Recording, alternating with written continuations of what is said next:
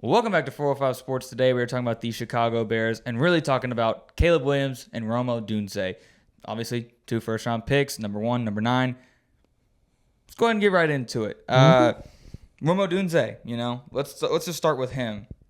Guy at Washington, 1,000-yard receiver, back-to-back year, was with McMillan, Polk, also 1,000-yard guys. I mean, what do you think about Rome? I think Rome's a guy who I think he got drafted to probably one of the better scenarios he could have because he's going to come in as a wide receiver 3, and he's a guy who in other draft classes probably would have been a top 5 pick. Yeah. Or at least he would have been the first receiver taken in many other draft classes.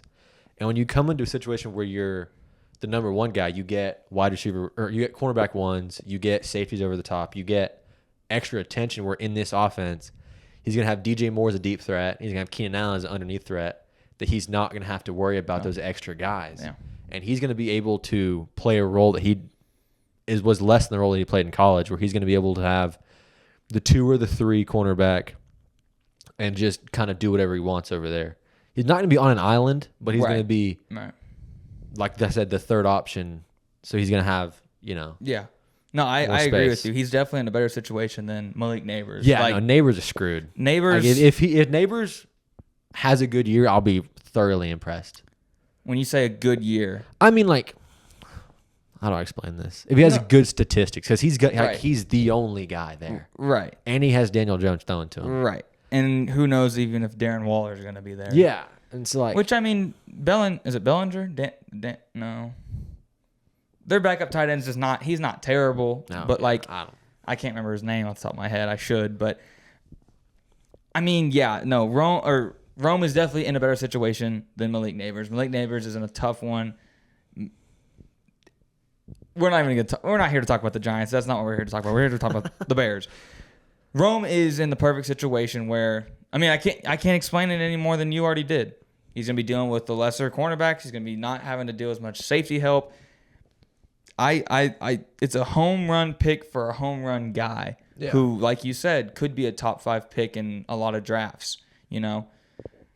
I know he's a year older, and I heard people say, like, oh, we don't like that, but and this has nothing to do with football, but from what I've heard, Odunze's a much, like, more coachable player, much more like a team-oriented player in general compared to the other receiver. Yeah. I mean, Marvin's not signed his contract. He's also getting sued. Yeah, he didn't sign his NFLPA thing either. I heard that the Chargers didn't even want to draft Neighbors. Like, they were kind of scared to draft him because he had some issues.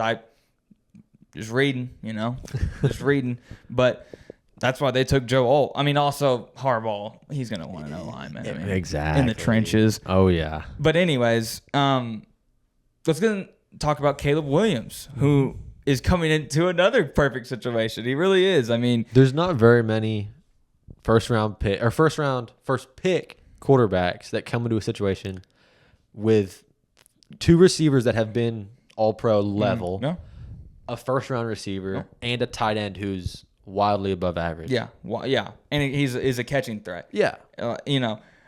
Really it goes for all sports, I feel like. There's not a lot of guys that come in as the number 1 overall pick, and even Caitlin Clark. Caitlin Clark's getting dogged on right now because destroyed. She's 0-4, but it's like, I mean, her team was the number 1 overall pick in back-to-back years. So and there's a reason for that. There's a reason. They're not very good, but there's a lot of teams in a lot of sports where it just happens. And Caleb Williams is coming into a team that was taken over by Ryan Poles, and he has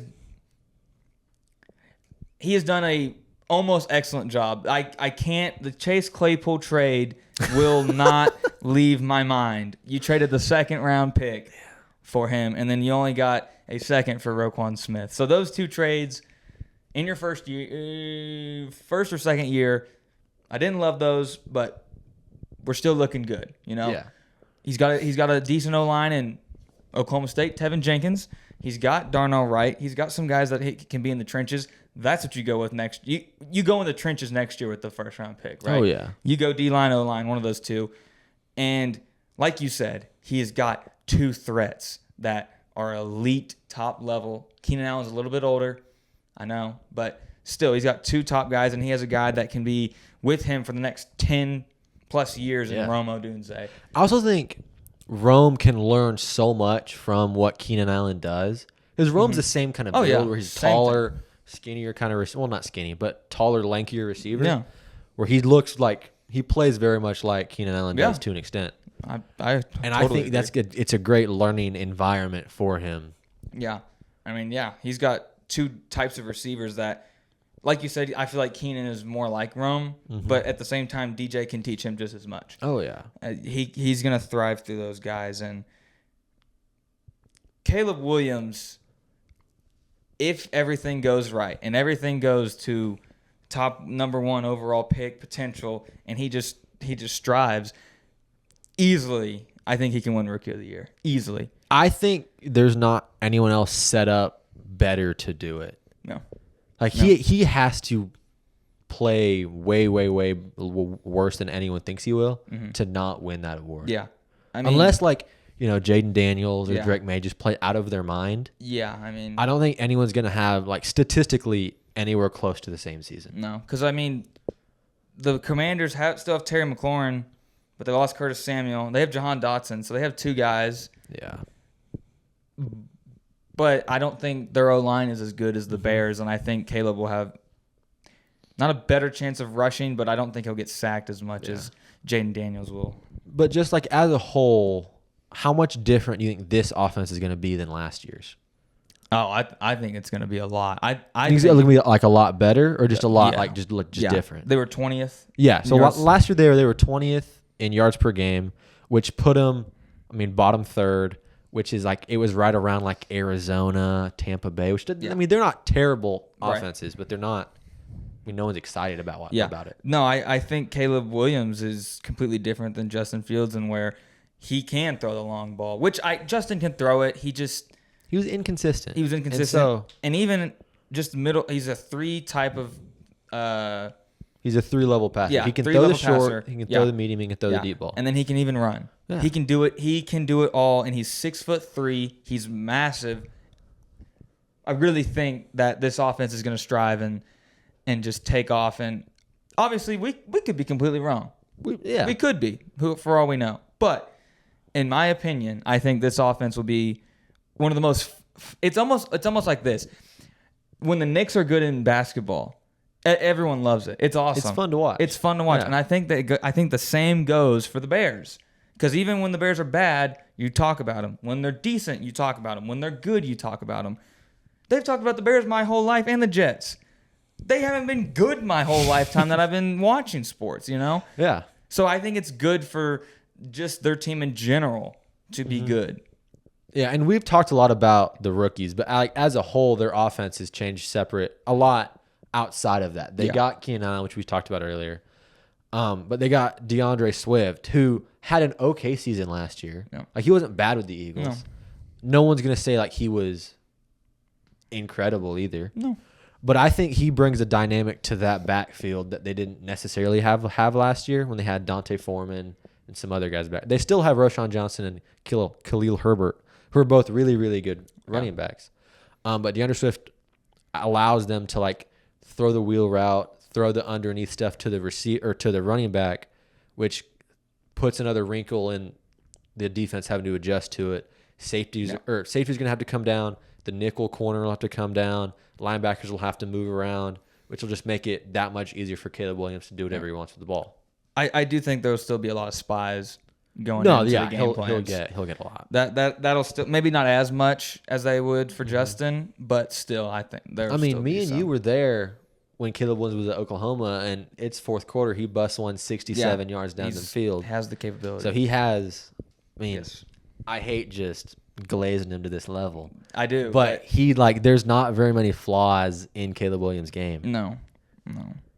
It is really insane to think of. And when we look at it, when we have the Vikings, who are kind of in a rebuild, but kind of not in a rebuild. Yeah, they're in a weird spot. I don't know what they're doing. Lions, who are one game away, 1 quarter away from the Super Bowl. Yeah. Packers, who beat my Cowboys and then went on to almost beat the 49ers. They're in, I'm going to say, probably the second or third best division. Yeah. Second, third, fourth. Yeah. Somewhere in there for the best division in football. Yeah. No, I agree. And I was just going to say, for those, 6 games they have,